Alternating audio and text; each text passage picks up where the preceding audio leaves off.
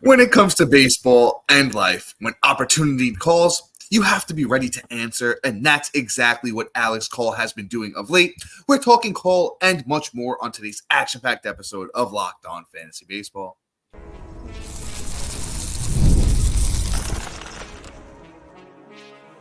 You are Locked On Fantasy Baseball, your daily fantasy baseball podcast. Part of the Locked On Podcast Network, your team every day.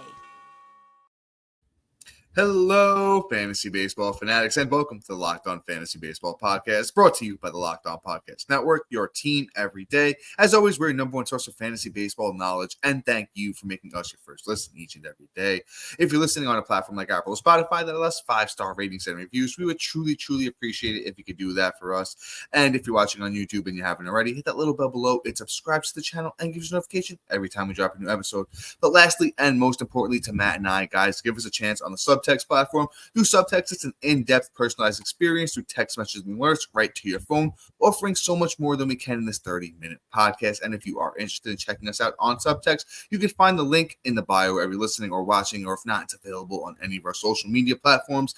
And today's episode is brought to you by Supply House. SupplyHouse.com is the most reliable way to get parts fast. Shop for your next plumbing, HVAC, or electrical job and get fast shipping from coast to coast at SupplyHouse.com.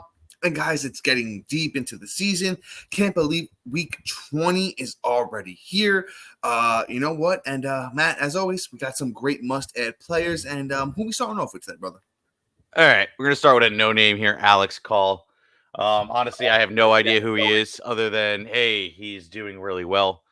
He's 29 years old, plays for the Washington Nationals. He's about 13% owned, and he's hot as hell right now.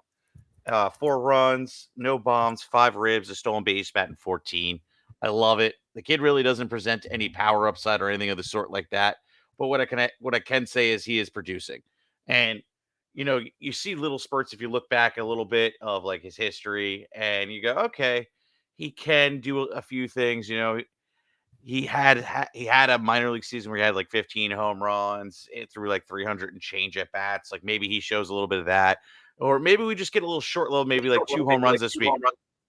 We're at the beginning of him heating up. And if a guy gets streaky, that's what I want to be a part of, essentially. So when it comes to Alex Call, I'm handling like this. I'm praying that I add him today, and then he goes off, has a great week, and then I could drop him by Sunday and start the week fresh on Monday. That's all he's going to be, a week rental, and then see you later. If he's really killing it over the weekend, maybe you'll hold him till he cools off in the midweek next week. But I don't foresee that happening. Alex Call is going to be a great stream for this week. Matt, I have a great comp for Alex Call. Remember, what was it, a couple of years ago, Joey Meneses did the same thing. Joey, I think they're around the same age, 30-year-old, journeyman, kind of like a quad A player. And Meneses came up and he hit like over 300, a little bit of pop, and just kind of did great things for the Nationals and fantasy baseball owners alike. I think Alex Call has potential to do the same. As you mentioned, he has a little bit of up and down track history in the minor leagues. He's had some good seasons, some bad seasons. But you know what? He's been around the block, and he's seen all sorts of kinds of pitchers come up and, down through the minor leagues, while he's been down there. So I think he can handle big leagues pitching for a while. 9 walks to 11 strikeouts, like the plate discipline so far. So he's helping you in points leagues right now. Alex Call is, Matt, I'm not sure if you mentioned it, but I'm going to mention it again. Alex Call is currently 13% owned on Yahoo. Once again, Call plays for those Washington Nationals, in case you forgot. And he's been leading off. He's been leading off of late, which is a great sign. So I definitely think in those 5 outfielder leagues, those NL onlys, we can add Alex Call. Maybe in those deep 12s. Maybe even those deep 12s, we can start to look and, at least use him as a bench guy to plug and play when we need to. And I really like what I've seen so far for him. So the 29-year-old Alex Call, add him for now, and don't be afraid to drop him for the next big name that comes up. Let's move on to a former All-Star. Let's move on to Geraldo Perdomo of those Arizona Diamondbacks. Perdomo, as I mentioned, former All-Star, plays a little bit of everywhere for those Diamondbacks. He has second, third, and short eligibility on Yahoo. Was an All-Star last year, as I mentioned. And, Perdomo, as he's getting a little bit older, seems like he's starting to find his stride in the bigs. The 24-year-old Perdomo has played 54 games this year, 182 at-bats, 34 runs, with 13 doubles, a triple, a homer, 21 RBIs, 3 steals, 13 walks to 30 strikeouts, and a 291 batting average. Perdomo can help you in a bunch of different categories. Not really so much of a power guy. That Diamondbacks lineup is pretty solid, so he can help you a little bit in runs and RBIs, more specifically runs. He has a little bit of speed. I like the walk to strikeout ratio. That's something that he's done pretty consistently in his career, even last year when he was an All-Star, but he's starting to find his stride as far as the batting average goes. I like me some Perdomo. Like I said, a lot of upside here with him. Hold on, just trying to grab his ownership percentage. Up to 20%. That's 16 over the last day rise for Perdomo. I like the kid. I'm adding him now. I love the Swiss Army knife kind of eligibility there from him, so definitely add him now. Yeah, it's not a bad start this week, honestly. Like, I don't know what my long-term aspirations when looking at Perdomo, but you know what? It is what it is. He's a good little stream. This is what this time of the year is for you. So add him while he's hot, and when he's not, say see you later. But anyway, let's move on. Let's talk about Mr. Pete Crow-Armstrong of the Chicago Cubs. He's 6% owned right now. One of my favorite prospects coming in the year. Couldn't manage to stay up all season, but has been up for the whole month of July and has had a really good month, in my opinion. 9 runs, 2 bombs, 8 ribs, 7 stolen bases, 244. Now, these last 2 weeks have been pretty hot. 5 runs, no bombs, but 6 ribs, 5 stolen bases, batting 326, 364 on the week. This week with 2 stolen bases, Pete Crow-Armstrong has a lot of upside when it comes to him. There's a reason why he was one of my favorite prospects. You look at what he did in the minors, literally last year before getting a little cup of coffee. He had 20 bombs to 438 at bats. He had 37 stolen bases. He batted 283. He had an OPS of 876, a slug of 511. Like, the kid does have some serious talent. He's a top, 40 prospect at this point. And I just love the kid. I think he has a lot of upside. I think, we could look at like a guy that's going to have like 25 home runs in a good year with like 40 stolen bases. And he'll probably bat about like 260 to 280 in that range, depending on how he is, how he's feeling that year. I mean, you look at his minor league track record, 417, which really don't count, but 312, 283. Even last year's first look at the bigs. Well, this year, first look at the bigs this year in the minors, 255, with having ups and downs and getting sent up and down, things like that. Pete Crow-Armstrong's a true solid, prospect. And I feel that he's somebody that can be a difference maker going down the stretch here, that if he catches fire and shows off his prospect pedigree, he could truly be the one that could really drive you home and push you through the playoffs day in and day out. Yeah, I like Pete Crow-Armstrong myself, Chicago Cubs. He's an interesting one, though. He kind of reminds me of the Kelnicks and the Adelos, the guys that have kind of just came up and struggled a little bit to start off their careers. Baseball's hard. Baseball's easy, and my favorite thing to say is that we were spoiled with Acuna and Tatis and Soto and guys like that just came up and performed. Pete Crow, I think, is going to take maybe another year or so. He's on the hot streak now, stealing bases. That's something that we could definitely rely on him for. When it comes to sprint speed, he's one of the fastest guys in all of baseball. Pete Crow-Armstrong, 99th percentile of all the players in the league when it comes to speed. So we can definitely rely on him for at least that. So if you need some speed going into the playoffs, I definitely think we pick him up.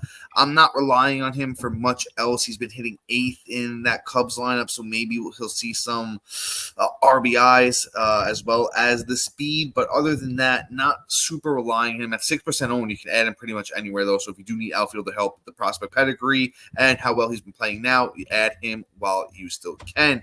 But coming up next, we have... 1 second. I'm sorry. Before we go to the break, we do have a minute, so I do want to throw something in there. Yeah, I mean, I get he's hitting 8th right now, and the fantasy upside is kind of low, but there is a world and an opportunity where he can, move his way up the lineup really easily. I mean, Yeah, he's hit, but and what I like about it too is he's hitting around guys that actually are like notable names, right? Like Dansby Swanson is literally hitting right in front of him. Nico Horner hits in front of him. Isaac Paredes, and like those are three solid names hitting right in front of him. Where the opportunity to get the ribbies and actually make a fantasy impact is actually there. That lineup is actually a little bit better than I actually remember. Cubs have a nice set of names, honestly. So I like the upside in totalitarian. So like, don't rule him out and kind of just like brush him off. Like that is a solid bunch of names to really contribute. But yeah. Um, sorry. We do need to hit this now. So coming up next, we got guys like Taylor Ward, Tyler Stevenson, and a whole bunch of pitchers that you're going to want to know about for next week. And like I said, it's coming up right after this. All right. Get supplies from the site that makes made for skilled traders, supplyhouse.com. Supplyhouse.com is the reliable way to order plumbing, HVAC, electrical products online. Their easy to use website is packed with helpful resources and the latest products to info to help you get the job done right. Shop the complete inventory of over 200,000 parts from over 400 top brands to get your order delivered right to your door with fast shipping coast to coast. Need help with an order? Get expert support with industry leading service from the friendliest folks in the business and talk to a real person every time. Pros in the skilled trades can get a competitive edge by joining supplyhouse.com's free trade master program. Every trade master gets access to a dedicated phone line, free shipping, and discounts on every order. Join thousands of trade pros already benefiting from the free membership at supplyhouse.com and order plumbing, HVAC, and electrical supplies from anywhere with just a few clicks at supplyhouse.com. Are you watching Fox Sports and ESPN on your TV all day? Have you had to turn down the volume with all that shouting? Make the switch to Locked On Sports Today, a free 24/7 streaming channel program for you every day to bring you the biggest stories without all that screaming. Locked On Sports Today brings you can't miss analysis, opinions, and news streaming 24/7 on YouTube or free on the Amazon Fire TV channel app, part of the Locked On Podcast Network, your team every day. Introducing the Locked On Fantasy Baseball Podcast Diamond Club on Subtext, your ultimate fantasy baseball companion. As the season unfolds, rely on our dynamic content, get real-time alerts right to your phone, including waiver wire rankings, instant call notifications, injury actions, and a whole lot more. Stay ahead of your fantasy leagues by joining the Diamond Club on Subtext, where your path to victory begins, and new members get a free 2 weeks by just clicking the link in the description below and just joining. It's going to be a great time. You're going to want that edge going in the playoffs. That we're actually around the corner from all the September call-ups. You don't want to miss out on anybody that can give you an edge heading into the playoffs. Join us on Subtext today. But wow, Dom, if you want to hop back in on Pete Crow, since I left it with a big cliffhanger, go for it. If not, we can move on. Not really. We were pretty much in sync. We pretty much saying the same thing. The RBI opportunities there, steal opportunities there, prospect pedigree. Add Pete Crow now for that and just see where it goes. But honestly, I think I like this next guy a little bit more. Let's talk about some Taylor Ward of those Los Angeles Angels. He's a very streaky hitter. We've seen it all throughout his career, and you kind of want to ride the waves with Taylor Ward. And it seems like he is starting to, ride that heater again. Last 2 weeks for Ward, 38 at-bats, 5 runs, a homer, 8 RBIs, 316 batting average. Specifically, Ward's last 3 games are all 2-hit games. He's moved his way back to 4th in the lineup. That's not saying a lot, unfortunately, with that Angels lineup not being great these days. But a lot of the underlying stuff looks great for Ward. And I just like knowing who he is and what he can contribute while he's hot. Going to give you power. Going to drive in some runs and steal a bag here and there. Ward's at 56% owned at the moment. Not really too much to add. Just really like who he is. Underlying stuff looks good. At 30 years old, we know who he is. Add him now. Yeah, Taylor Ward. I think the possibilities for long-term value, I think, is gone. I think he's a first half kind of like an Adrian Gonzalez type, where like he has a really great Mr. April. And then like May, and then he kind of like teeters off. That's how Adrian Gonzalez was like the latter half of his career. And same thing I think with Taylor Ward. Like, I just don't feel that he's, somebody that's valuable. But at the same time, when he is hot, the fantasy upside is absolutely fantastic. So ride that wave. Great take, Dom. Let's move on to Tyler Stevenson of the Cincinnati Reds. He is 39% owned. And, for a catcher, when a catcher's doing this kind of stuff, you want to add him and stream him essentially, right? He has on the week right now 5 runs, 2 bombs, 5 ribs, batting, 265. Like, these are great numbers on the week. Honestly, like, add him now. I don't think the heater's over. He's very streaky. And the second he falls off, drop him like he's hot and just move on to the next hot catcher. This is the perfect time to stream catchers. So add Tyler Stevenson now. I'll say this, man. Going into last year, this is kind of what more of what I was expecting from Stevenson. Maybe a little bit more in the batting average department. And I still think there's another level with Tyler Stevenson, especially playing for the Reds half his game in Great American Small Park. 39% owned for Stevenson. I like what he brings to the table. There's definitely some power upside here. Runs and RBI should be good. Plays a lot for a catcher. I know they like to mix him in at DH. Literally, he had a streak from July 24th to August 3rd where he played every single game. He's moved his way all the way up to third in that Reds lineup, hitting right there with Ellie De La Cruz and them boys up in the top of that lineup. Really love the upside here with Tyler Stevenson. So if you missed out on Austin Wells and guys like that of late, Stevenson is a great option at catcher, even in 12-man leagues. 39% owned for Tyler Stevenson. Plays for those Cincinnati Reds. Let's move into the pitching portion of this episode. And I think a great name here at the top. Let's talk with some Spencer Arrighetti of those Houston Astros. We've been talking about him, I feel like, a lot of late, and he has not disappointed. If you added, I think we talked about him maybe 3 or 4 weeks ago, and we were telling you to add this kid, and, in his last start against Boston went 7, had 13 strikeouts, gave up a couple of runs, had an 0.43 whip, got the quality starts, 3 quality starts in his last 3 starts, and then had 12 strikeouts against Tampa in his start before the one against Boston. So Arrighetti right now, 27% owned, is an absolute bargain. On the year, has well over a K per 9. I don't love the numbers on the year, but this kid is somebody that, is adjusting to, the way that the bigs adjusted to him. I think next year, Arrighetti, 24 this year, going to be 25 next year. I think I'm going to have a lot of shares. Because I don't think people are going to remember this good stretch here at the end when everyone starts to tune out and go to football. But, guys, if you were locked in with us, so you're going to understand that guys like this are the gems. These are going to be the guys that finish strong in the second half that I'm looking to take at the end of my drafts next year. And then even pick them up now and just ride your way to a fantasy championship. Once again, Spencer Arrighetti, Houston Astros starting pitcher, only 27% owned. Yeah, he's going to be on a player to remember episode before the season starts. Definitely a nice big asterisk next to his name. Spencer Arrighetti, the Yeti, is going to be fantastic. I like everything that he has to do. The team and the matchup is great. He's actually going up against them. I got it right here. Them White Sox, which is a great matchup. Roberts hasn't really been hitting the ball well. Eloy's gone, so Arrighetti just has to do what he does, and he's going to be fantastic. High strikeout upside, ERA provider, and going to also probably get the win. So Arrighetti, great start. Let's move on. Let's talk about Jeffrey Springs. I can sneak him in here before we start. Jeffrey Springs finally went out and had a good start.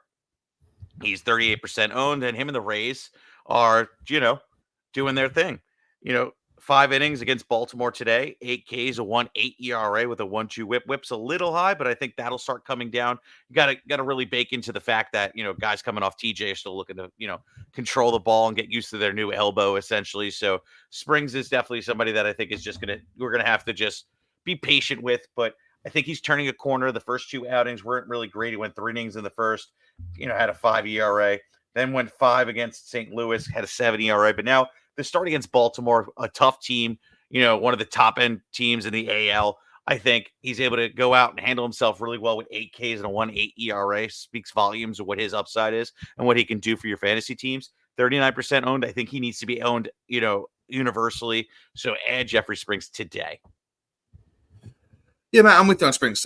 Actually, before I tell you why I'm with Matt on Springs and we talk about a closer and a couple more starting pitchers, we have those great names and more coming up next.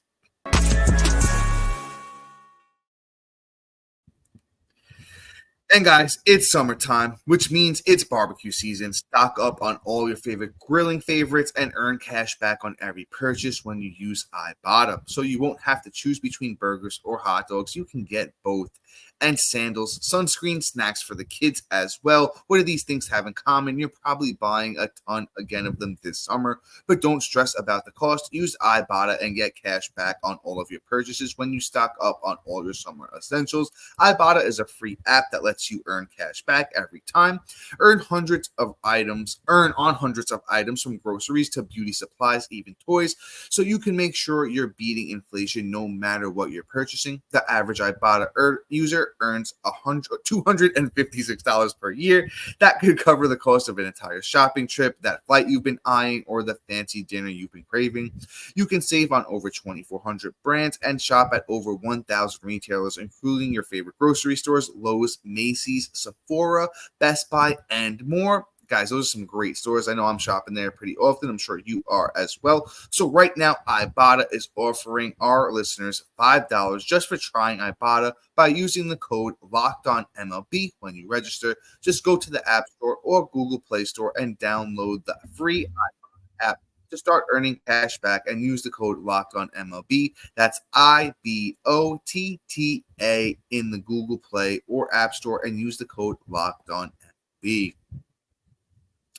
And guys, I love sports. I love them so much. I never want them to stop. But as the playoffs wind down, we get fewer games, and as the sports aren't sportsing, I like them too, but FanDuel lets me keep the sports going whenever I want. All I have to do is open up the app and dream up bets anytime I'm in the mood. And this summer, FanDuel is hooking up all customers with a boost or bonus daily. That's right, there's something for everyone all day, all summer long. So head over to FanDuel.com and start making the most out of your summer now.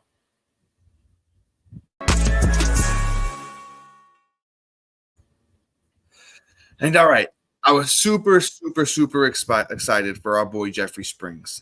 So I kind of jumped the gun, but I'm going to hop back in here and I'm going to, give my little take here. Jeffrey Springs is down, 9% owned. So if you're listening to this bright and early and making us your first listen, as you should, you're pausing the podcast and you're going to pick up Jeffrey Springs now. He just has so much upside. We know who he is. Really started taking off, a couple years ago when the Tampa Bay Rays were transitioning him from a bullpen guy to a starter. Had a lot of success as a starter. And then even in 2023, his 3 starts before he got hurt looked fantastic. So I think we, like Matt said, universally owned at this point. Get him up from 38 to, in the 90s or whoever's still playing. Let's see. I'm not sure who his next matchup is against. Let's just see if it's a good one. Even though he dominated those Baltimore Orioles, I do want to see because he might line up for. It looks like the Diamondbacks and then maybe Oakland. So a nice couple of 2-start stretch there for Springs. I'm adding him now while I can. Not much else to really say, but the control is probably going to be the last thing to come back, as Matt was mentioning. When you're coming back from an injury like that, it is tough to get all of your pitches working the way they need to be. And I'm sure he'll have a couple more bumps and bruises along the way. But Springs is another guy that I'm hoping the numbers don't look great going into next year, so we can get him at a bargain because I do love me some Jeffrey Springs. Let's move on. I teased it before. We got another closer here, guys. Let's talk about some Ryan Walker taking Camilo Duvall's job there in San Francisco. He's up to 48% owned.